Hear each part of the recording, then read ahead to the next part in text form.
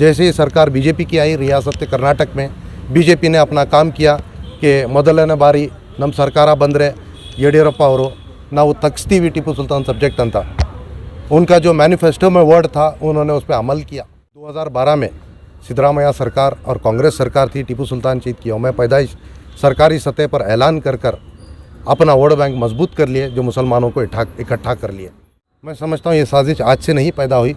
1970 से जब से इमरजेंसी आई, जब से लेकर आज तक भी यही चीज़ चला आ रहा है मुसलमानों के साथ।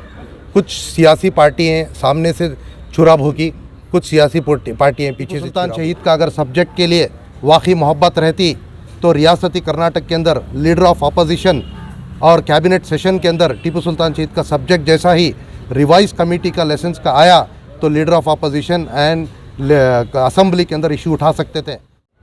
तमाम को आदाब।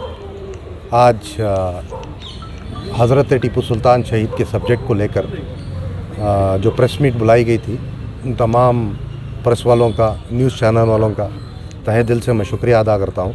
और आज के रियासत के अंदर हिंदुस्तान की रियासत लिए जाए तो मुसलमानों के हर सब्जेक्ट को धक्का देने की, एक सेंटिमेंट्स को ठेस पहुँचाने की साजिश चल रही है। जबकि मुसलमान को वोट बैंक बनाकर हमेशा कांग्रेस पार्टी इस्तेमाल करती रही। पिछले जब दो करने के बाद ये फ़र्ज़ था कि जितनी कांग्रेस सरकार थी टीपू सुल्तान शहीद का हाथ पकड़कर खड़ना चाहिए था। जैसे ही सरकार बीजेपी, क्योंकि कोई पार्टी अगर मैनिफेस्टो में वर्ड देती है तो उसको अमल करती है, लेकिन इस चीज़ के लिए इतना गहरा साजिश कर जहर जो घोल रही है बीजेपी, उसको मैं हज़म नहीं करूँगा। आइंदा चलकर हज़रत टीपू सुल्तान शहीद का सब्जेक्ट और टीपू सुल्तान शहीद का अल्फाज, 3 अल्फाज हैं जो टाइगर ऑफ मैसूर एक, तीसरा silk reformation Tipu Sultan, second rocket man करके। पहले तो टीपू सुल्तान शहीद को टाइगर ऑफ मैसूर, शेर मैसूर सारे दुनिया सराहती है। सिर्फ हिंदुस्तान बल्कि नहीं, सारी दुनिया के अंदर, वर्ल्ड के अंदर जितने वॉरियर्स का नाम लिया जाता है, अलेक्जेंडर और टीपू सुल्तान शहीद का और नेपोलियन का, हिटलरों के साथ उनका नाम लिया जाता है। He is not only a figure of Karnataka, not only a national figure, he is an international figure. UNESCO जो लंदन में लाइब्रेरी है, Bengal collections of library, British collections of library में लॉर्ड कॉर्नवालिस और डेविड हैरिस और governor general of India Queen Elizabeth ने हमेशा दस्तावेज़ में ये लिखा है, lord highness tiger of Mysore Hazrat Tipu सुल्तान करके। ये अल्फाज ब्रिटिश का दिया हुआ है।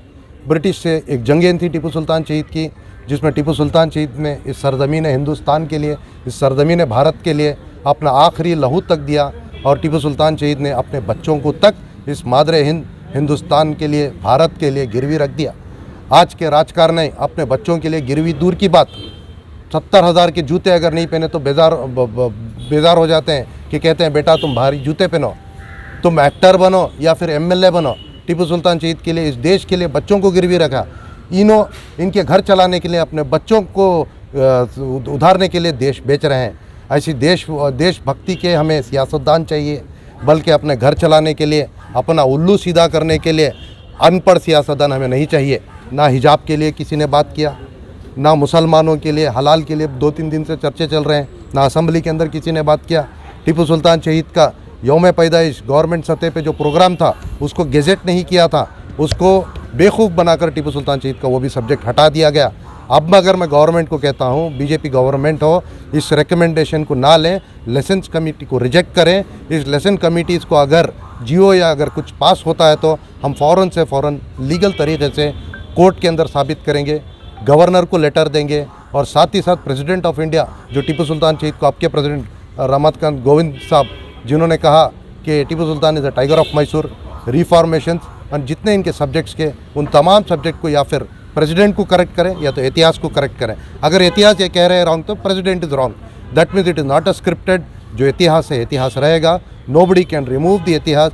अगर इतिहास को रिमूव कर रहा है, अगर हमारे साथ सेक्युलर पार्टी नहीं करते हैं तो मुस्लिम should think over of alternate politics in Karnataka, or else they will use our votes 12 to 12.5%, whether it is Congress, whether it is the other parties and whether it is BJP, we will be slagged on। जिस तरह से योगी आदित्यनाथ के ना 80-20 वही शायद हाल होने वाला है। भले ही 20, लेकिन हम जंग करेंगे, झुकेंगे नहीं, किसी का सुनेंगे नहीं।